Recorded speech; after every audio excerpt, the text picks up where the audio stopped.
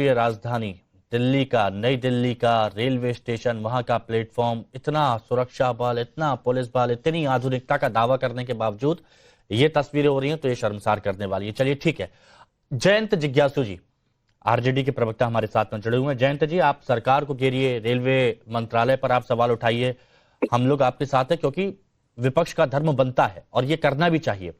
लेकिन महाकुंभ को फालतू का महाकुंभ है, काहे का महाकुंभ, कुंभ पर इस तरह से बातें कर देना, टिप्पणी कर देना, ये किस तरह की सियासत है? कि इस देश के लोग धार्मिक हैं, आस्थावान हैं, लेकिन यह सरकार उन्हें धर्मांध बनाने पर तुली हुई है। जिस तरह से 144 साल का कोरस गाया गया और जिस तरह से इसके प्रचार प्रसार में पानी की तरह विज्ञापन के नाम पर पैसा बहाया गया, अगर उन श्रद्धालुओं के आने जाने का समुचित प्रबंध किया जाता, न तो वहां पर उनके रहने ठहरने का कोई ढंग की व्यवस्था थी और न तो यातायात का कोई समुचित प्रबंध था, तो इस तरह की दुर्घटनाओं को रोका जा सकता था। दूसरा कि जिस तरह से यहाँ उत्तर रेलवे के जो मुख्य जनसंपर्क अधिकारी हैं, कोई उपाध्याय जी, अब उन्होंने कहा पहले इसको अफवाह बताया, उसके बाद रेल मंत्री का तो हर दुर्घटना के बाद वही रटा रटाया जवाब होता है कि जांच के आदेश दे दिए गए हैं। तो कहीं कोई अकाउंटेबिलिटी बनती है कि नहीं? इसमें तो सीधे सीधे उनका त्यागपत्र होना चाहिए था। और पहले भी इस तरह की मिसालें शास्त्री जी ने दिया, नीतीश कुमार जी ने दिया। तो इसलिए हमारा ये कहना है कि लालू जी ने नहीं दिया, जो भी क्या बोले जयंत जी, कंप्लीट लालू जी पहले जयंत जी को कंप्लीट करने जो मैं कह रहा हूँ वो सुना जाए कि ये जो लोगों का रेला देश के दूर दराज इलाकों से चल पड़ा था, क्या इसका कोई अनुमान सरकार को नहीं था?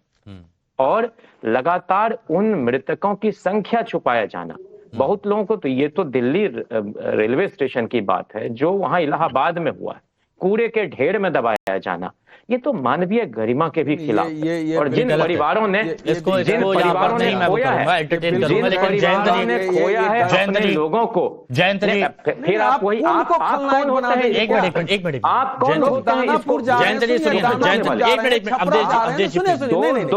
दानापुर जा रहे हैं, मेरी बात पत्रकार अवधेश जी प्लीज, अवधेश जी प्लीज, सबकी बारी क्यों टपकते हैं? आपकी बारी आएगी, आप बोलिए। जयंत जी अरे एक मिनट प्लीज प्लीज प्लीज, नहीं जयंत जी तो टोकना पड़ेगा। जयंत जी सुनिए, जयंत जी मेरा आपसे बस एक ही, आप अगर फैलाएंगे तो आपको टोका जाएगा।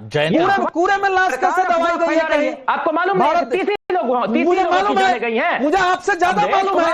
हम लोग भी पता करते हैं, कूड़े में लाश दबा दी गई और बालू में लाश दबा दिया गया। इस ढंग से दुष्प्रचार करते हैं आप लोग बैठ करके।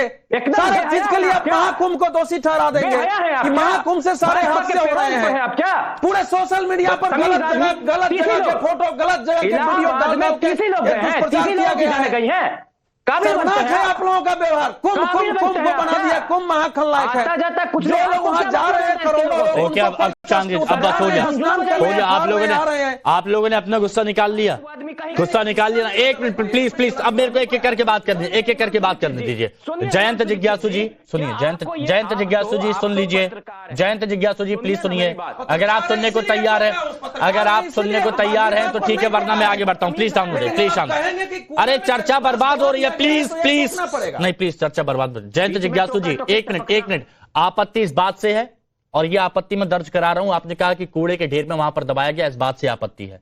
दूसरी चीज, इस तरह की रिपोर्टिंग हुई है। अरे एक मिनट, हवा में कोई बात नहीं कह रहा हूं। अरे रिपोर्टिंग कहाँ हुई है? यहाँ पर इस तरह की रिपोर्टिंग नहीं हुई है। और अगर आपके पास है, सुनिए जयंत जिज्ञासु जी, बहुत जिम्मेदारी के साथ कह रहा हूं, डाउन करिए। अगर इस तरह की रिपोर्टिंग हुई है, आपके पास वीडियो एविडेंस है, आप मुझे भेजिए, मैं तुरंत अभी चलवाऊंगा। देखिए, लेकिन झूठी बातें नहीं। अब एक बात और, आपने अव्यवस्था पर सवाल उठाए, मैं फिर मुद्दे पे आ रहा हूं, आपने उसका जवाब नहीं दिया। अव्यवस्था पर सवाल उठाइए, हम अप्रिशिएट करेंगे, लेकिन कुंभ फालतू है, ये बयान कहां से सही है? अच्छा सुन ले, आप मुझे बोलने देंगे इस पर? आपको रोका क्या है? ऊपर की जो सत्ता है, सुनिए हिमांशु दीक्षित जी, ऊपर की जो सत्ता है वो इंसान और इंसान में भेद नहीं करती, लेकिन ये जो नीचे की सत्ता है, ये श्रद्धालुओं का वर्गीकरण किया है, कोई आम कोई खास। और इसलिए भगदड़ मची इलाहाबाद में भी। आप लगातार जो है वीआईपी ट्रीटमेंट दे रहे हैं कुछ लोगों को, और जो इस देश के जयंत जी पॉइंट सुनिए ना, आप उसको एक्सप्लेन करें, मेरी बात सुनिए। जयंत जी, 2 और मेहमान है मेरे पास, उनके पास जाना है, बस इतना सा मैं पूछ रहा हूं। लालू जी ने जो कहा कुंभ फालतू है, काहे का कुंभ, ये सही है या गलत है, या तो बोलते बोलते बोल गए? मंशा क्या थी ये बताइए बस। जब आप हिमांशु दीक्षित जी, मेरे परिवार का आदमी की जान जाए या आपके परिवार के आदमी की जान जाए, उस समय जो भक्त होता है वो अपने भगवान को किस किस तरह से कोसता है कि तुम कितने निर्दयी हो, तुम कितने निर्मम हो, तुम कितने निष्ठुर हो कि तुमने एक हंसती खेलती जिंदगी छीन ली। ये अच्छा, होता है और ये तो वो इमोशन था। लेकिन सुनिए ना हिमांशु जी, इस देश का सड़क छाप बाबा, जिसका कोई अस्तर नहीं है, वो कहता है कि मोक्ष में मरे नहीं है, ये मोक्ष प्राप्त कर गए हैं, कुंभ में मरे नहीं है लोग। चलिए वो इमोशन था, ये आपने कहा, ठीक है। टीवी के स्क्रीन पर आप लगातार ऐसे लीचर को दिखाते हैं। तारिक खान साहब, वो लीचर आदमी है। तारिक भाई जी ये मुद्दा बेहद संवेदनशील है, लेकिन बस मेरा ये कहना है कि सवाल उठाइए व्यवस्थाओं पर। आज एहसन सिंह साहब का चेहरा देख के साफ लग रहा है कि उन्हें भी अपनी गलती का एहसास है कि उनकी तरफ से गलती हुई है, उनको पता चल रहा है इस बात का, और उसे छुपा नहीं सकते, वो दबा भी नहीं सकते। लेकिन सियासत करना, कुंभ को सवालों के घेरे में खड़ा करना, क्या ये जायज है? कुंभ की व्यवस्था को सवालों के घेरे में खड़ा किया।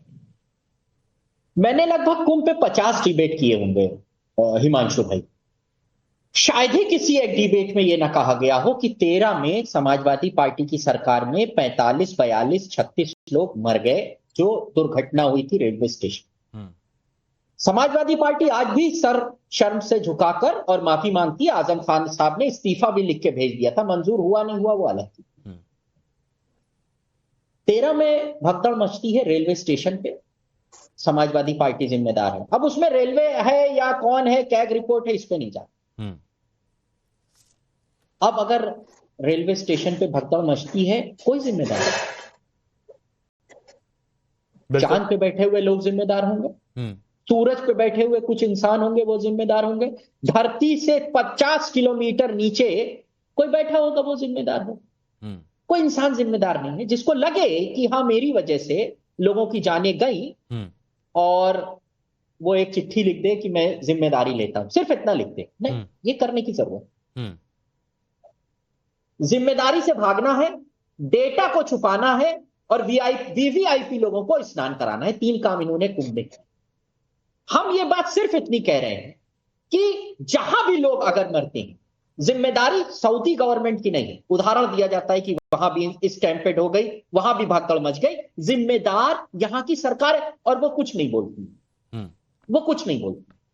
हिमांशु जी 10 सेकंड। 4 लोगों को अगर जिम्मेदार ठहरा देना और उनको हटा देना, नैतिक जिम्मेदारी सरकार की। आपने कहा 144 साल बाद ऐसा आ रहा है, और लाखों रुपए के विज्ञापन इसको आपने छापे, आपने प्रचारित किया, हमें ऐतराज नहीं, अच्छी बात। दुनिया आए, कुंभ को देखे, और कुंभ की भव्यता और बड़ी हो जाए। लेकिन जैसे ही आप ये बात कहते हैं, आपकी कंधों पर जिम्मेदारी का भार 50 गुना बढ़ जाता है कि उन लोगों को सुरक्षित उनके घर वापस भेजना है।